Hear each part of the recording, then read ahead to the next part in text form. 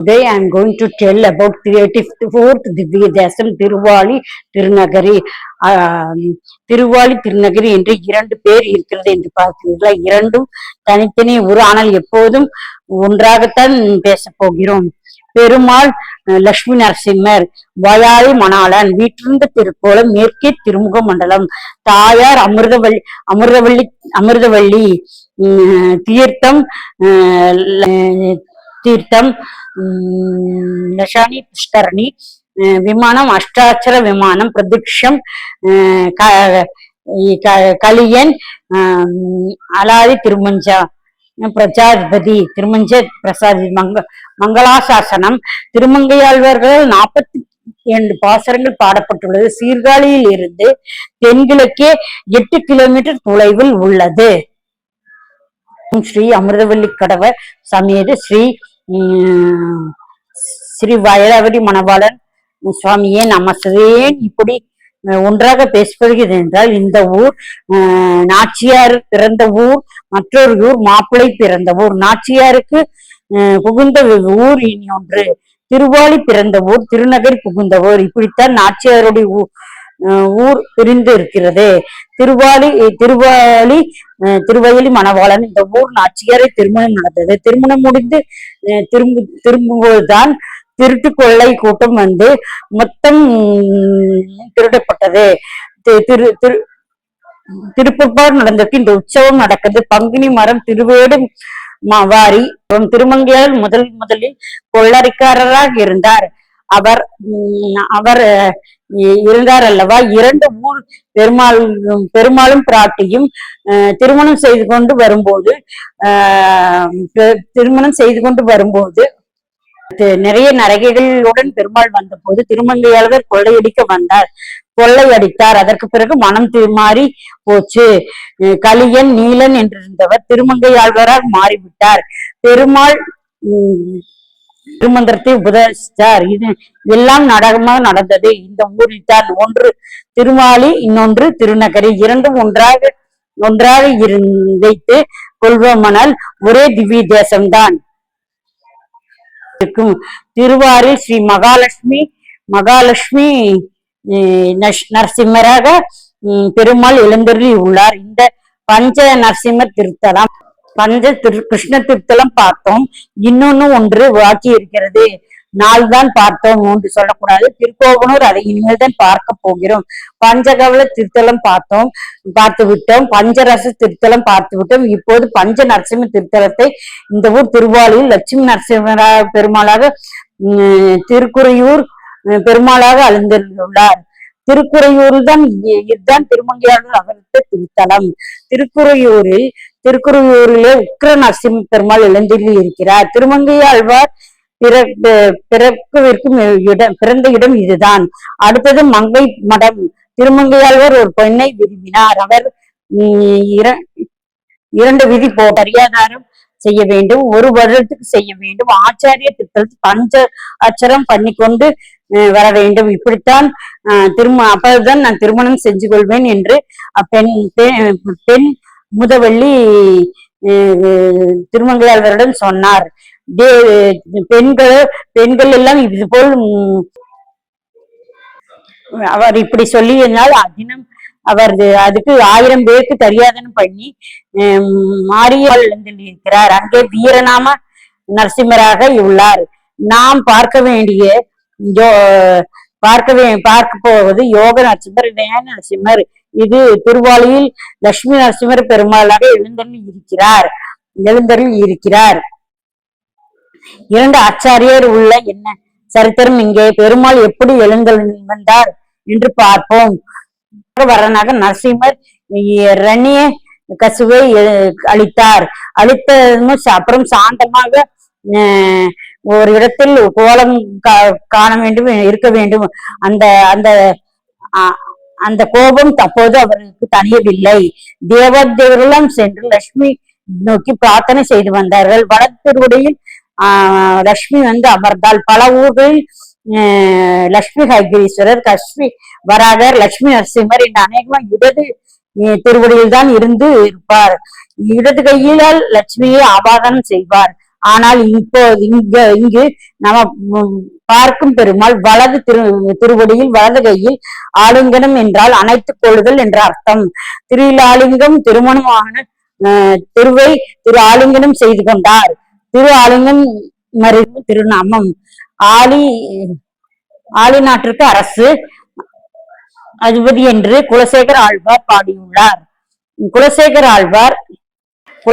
ஆழ்வாரும் திருமங்கை ஆழ்வாரும் பாடியுள்ளார்கள். திருத்தலம் பாசுரங்கள் தலம் பாடியுள்ள திருத்தலம் பாருங்கள். வலது மடியில் லட்சுமி தாயார் எழுந்துள்ள பூர்ண மகரிஷி. அவர் ரொம்ப நாளாக தவம் புரிந்தார். பூர்ண மகரிஷிக்கு குமாரத்தியா இங்கு பிராட்டி பிறந்தால். அங்கே அமிர்தவள்ளி என்ற திருநாமம். இந்த தேசத்து கரசியான அவருக்கு அமிர்த கடவள்ளி என்று திருத்தலத்தில் தான் லயாலை மணவாளனுக்கு வாழ்க்கைப்பட்டாள். அமிர்த கடவள்ளி இந்த ஊரில் தான் பிறந்தார். வயால மணவான இந்த ஊரில் பிறந்து இங்கனம் திருமணம் நடந்தது. திருநகருக்கு போய் பின்னால் அங்கு பங்குனி மாத பிரம்ம உற்சவத்தில் சிறப்பாக கல்யாணம். திருநகரில் பெருமாளுக்கு திருவாளி தாயாருக்கும் பிறந்த வீட்டில் ஆச்சரியமான திருமணம் நடக்கும். திருமணம் நடந்து முடிந்தவுடன் தம்பதிகளாக மூடு பல்லாக்கில் வருவார். ஒரு பக்கம் புறப்பாடு நடந்து கொண்டே இருக்கும். பங்குனி ஸ்ரீரங்கத்தில் வித்தியமான உற்சவம். அந்த பங்குனி உத்தரத்துக்கு முதல் நாள் வேடு வெறி உற்சவம் என்ற பெயர். வேடு என்று பெயர் பறித்தல் சரியான திருட்டு. திருமங்கையாழ்வார் தன்னிடம் இருந்து சொத்தை அளித்தார். தரியாதானம் பண்ணி அவர் சொத்து எல்லாம் கரைந்து போய்விட்டார். மேலும் அவசியம் காசில்லை என்ற இந்த பெண்ணை திருமணம் செய்து கொள்ள வேண்டுமென்றால் 1 வருடம் தரியாதானம் செய்ய வேண்டும். அதனால் அவர் எல்லாரின் கொள்ளையெடுத்து உணவு தானம் செய்து கொண்டிருந்தார். இந்த செயலை செய்து கொண்டே இருந்தார். ஒரு பணம் இருந்தால்தான் இந்த வருடத்துக்கு ஓட்டிவிடலாம் என்று தினமும் சென்று திருடி கொண்டு வந்து இங்க இருக்க வேண்டும் என்று நினைத்தார். அங்க சிங்கள் நீர்மேல் நடப்பவன் நீலா பூங்கான் தாடு ஊதுவான் தோள விழாளன் என்று பெயர். நீர்மேல் நடப்பவன் என்றால் தண்ணீரில் சாமர்த்தியம் நடப்பார். நீலா தூங்கான் என்றால் நிழலில் ஒதுங்கி போய் கொள்ளையெடுத்து கொண்டு வந்து விடுவான். தாளா விடுவதான் என்றால் இவன் சாவி போட்டுதான் எல்லாம் பூட்டை திறக்க வேண்டும், இவர் ஊதித்தான் திறப்பார். தோளா வழக்கன் என்றால் எந்த நீதிமன்றத்தில் மேடையிலும் வழக்கு போட்டிருந்தாலும் தோற்றதால் சரித்திரம் இல்லை. தோளா வழக்கன். இந்த 4 பேரும் அப்படியே நோட்டம் விடுவார்கள். எங்கே யார் கொண்டு போகிறார்கள் என்று, ஏதாவது கல்யாணம் முடிந்து கொண்டு வருகிறார்களா என்று நோட்டம் விடுவார்கள். இரவு 11:45 மணிக்கு குதிரை வாகனத்தில் திருநகருக்குள் சாற்றி வைத்திருப்பார். நீண்ட வேல் கம்புடன் பிடித்துக்கொண்டு நடந்து இருப்பார். ஆளினாடன் அரட்டு அமைக்கான் அடையாறு செய்யும் பொங்குமார் குழலி போல மான் போல பரகலான் கரியான் செய்த சொல்லே நேர்ந்து சீர்காழி எப்படி தயாராகி இருப்பாரோ இந்த 4 பேரும் அப்படி நோட்டம் விடுவார். பல்லாக்கில் பெருமாள் திருமணம் முடிந்து மெதுவாக வந்து கொண்டிருப்பார். மூடிய பல்லாக்கில் தலையிலிருந்து கால் வரை ஆபரணம் சூட்டி இந்த வருவதை இந்த 4 பேர் பார்த்தார்கள். இந்த ஒரு கொள்ளை அடித்தால் 1 வருடத்துக்கு தரியாதானம் செய்யலாம் என்று நினைத்தார். இனிமேல் எங்கேயும் போக வேண்டாம், தேட வேண்டிய அவசியமில்லை என்று திருமங்கையாழ்வாருடன் சென்று சொன்ன உடனே தாமதமாக தாவி குதிரை ஏறி 2 பக்கமும் 12 பேர்கள் தீப்பந்தங்களுடன் வந்து கோவிலிருந்து எல்லாம் எங்கு ஏறினார், எங்கு இறங்கினார், எங்கு ஏறினார், எங்கு இறங்கினார் என்று எவ்வளவு வேகமா வழித்து வந்தார், வீதிக்கு வந்தார் என்று திருக்குறையூருக்கு எப்படி வந்தார், திருமண கொள்ளைத்தான் அந்த திருட்டு கிடக்கிறது, வந்து எல்லாம் கொள்ளை கூட்டம் என்று சத்தம் போட்டுக்கொண்டு வந்து எப்படி இருக்கும், நாம் அதை பார்த்து நகர்ந்து நின்றுதான் தரிசனம் செய்ய முடியும். அந்த பெரிய குதிரை வானுடன் நடக்கின்ற பிரதியோகத்தில் வந்து விடுவார். மூடு பல்லாக்கில் பெருமாளும் தாயாரும் வந்து கொண்டு இருப்பார். வந்து அவர்களை பயமுறுத்துவதாக ஒரு சுற்று சுற்றுவார்கள். பல்லாக்கை விட்டுவிட்டு அனைவரும் ஓடி விடுவார்கள். பொண்ணும் மாப்பிளையும் மட்டும்தான், வேறு யாரும் கிடையாது. காப்பாற்றுவார்கள். காப்பாற்ற யாரும் இருக்க போவதில்லை. கீழே இறங்கி என்று பெருமாளின் தாயாரும் கீழே இருக்கிறார்கள். ஏற இறங்க பார்த்தார்கள். எல்லாம் நகையும் சுழற்றி கொடுங்கள் என்று கூறினார்கள். வாங்கி எல்லாவற்றையும் மூட்டையா கட்டிக்கொண்டு காலில் மட்டும் மெட்டி இருந்தது. இது மட்டும் எனத்துக்கு பாக்கி வைத்துக் கொண்டிருக்கிறார்கள் என்று மெட்டியை தனது பல்களால் கடித்து நம்பினார். என்ன வேகமாக இருந்தார் அப்படி என்று பார்த்து பெருமாள் அவருக்கு கலியன் என்று பட்டம் சூட்டினார். களி என்றால் முடுக்கு, பலம் என்ற பொருளை எடுத்து மூட்டையை கட்டிக்கொண்டு இது வரவே இல்லை. கோபம் வந்து விட்டது ஆழ்வார்க்கு. சின்ன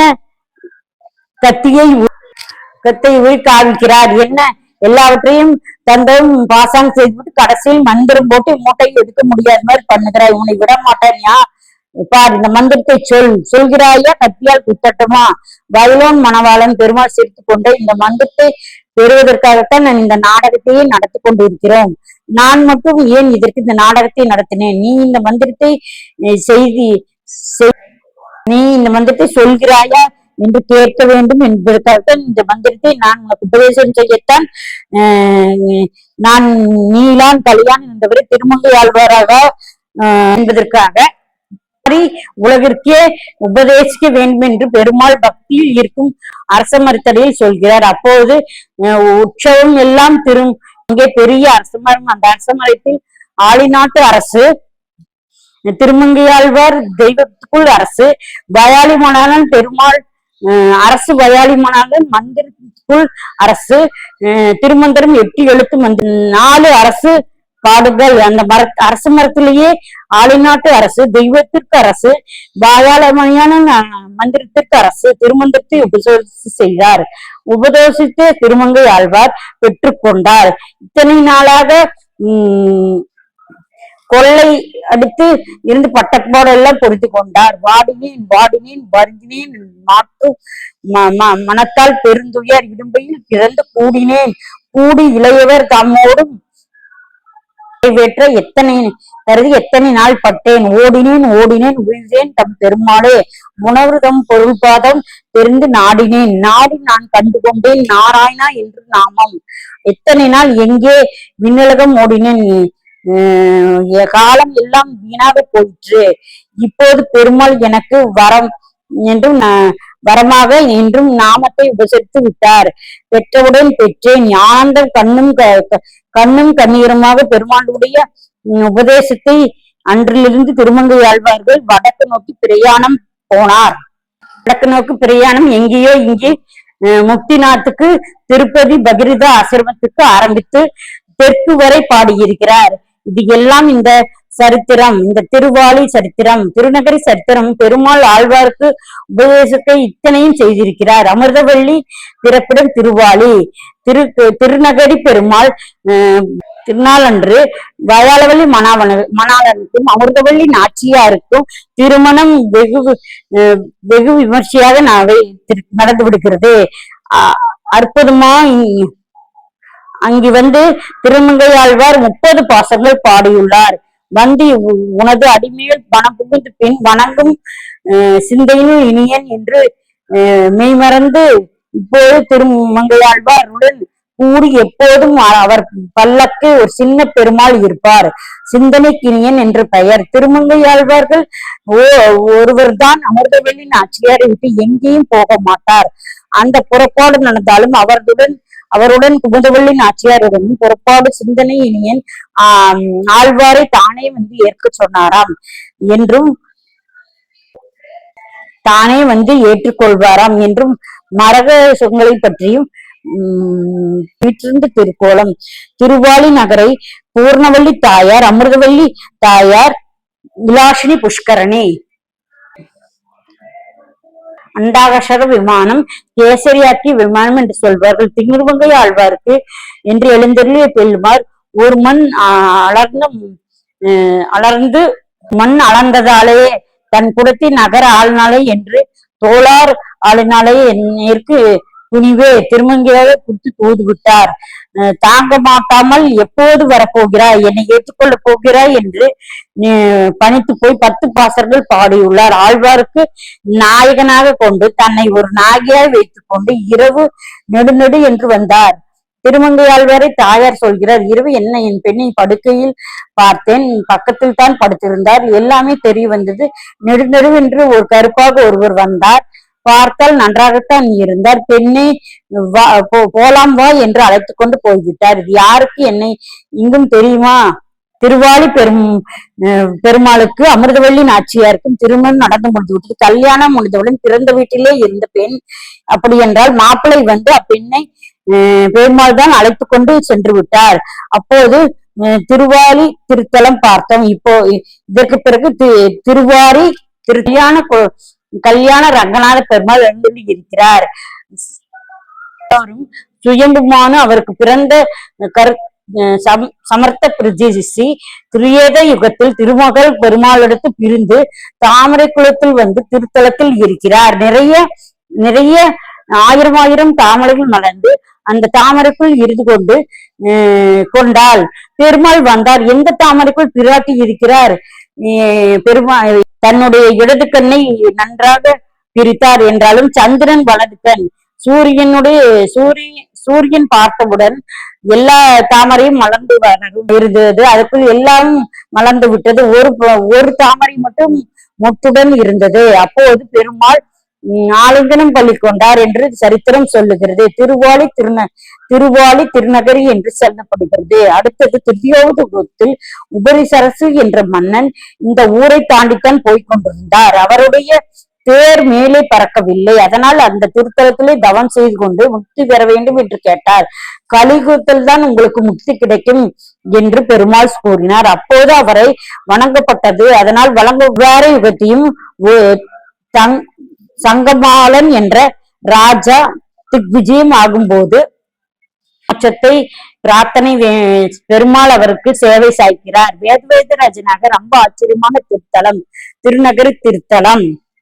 இங்கு திருத்தலத்தில் திருமங்கையாழ்வார் அவசியம் ஒரு தடவை இந்த மங்கையாழ்வாரின் அளவை தரிசனம் செய்ய வேண்டும். ஆழ்வாரில் 12 பேர், 12 பேருக்கும் பேரளவு வாய்ந்தவர். திருமேனி எல்லாம் திருமங்கையாழ்வாருக்கே உரியது. திருநகரில் ஆச்சரியமான இருக்கும். பகவத ராமானுஜர் இவ்விடத்தில் தான் திருமங்கையாழ்வார் திருவடிகளில் ராமானுஜர் இணைந்திருக்கிறார். போய் திருமங்கையாழ்வார் உபதேசம் பெற்று அதற்கு பின்னாலே அனைத்த வேலும் தொழுத கையும் அழுந்திய திருநாமம் ஓம் என்ன வாயும் உயர்ந்த முகமும் குளிர்ந்த முகமும் உயர்ந்த மூக்கும் பரந்த விழியும் பதிந்த நெற்றியும் நெறிந்த பூர்வமும் சுருண்ட குழலும் படிந்த காதும் சுகந்த காப்பும் தாழ்ந்த செவியும் சரிந்த கருத்தும் அகன்ற மார்புகள் திரண்ட தோளும் நெளிந்த முதுகும் குவித்த இடையும் அள்ளிக்கயிறும் அனந்திய சீரலுமா தூக்கிய கருங்குவையும் தேகங்கள் தனிப்பாயும் தளர்மிரும் நிற்கும் நிலையும் சாத்திய திருக்கண்ணுடைய சாதாரண வீர குழலும் தஞ்சமென தன்னிமைக்கும் குந்தியிட்டவனை காடுவடியாக மலரும்.